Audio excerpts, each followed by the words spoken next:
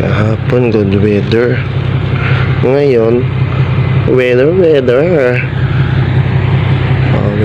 lang mga guys. Sobrang putik na naman dito sa palasyo.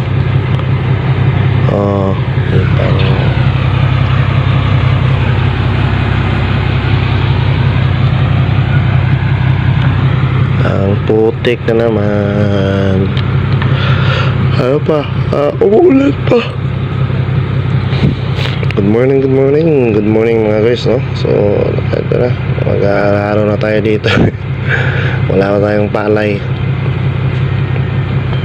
Magtatanim tayo dito. Lambot na ng lupa. Grabe na yung putik dito guys, Parang hindi basa, no? Pero pag nipakan mo yan, basa rin yan. Sobrang lambot yan.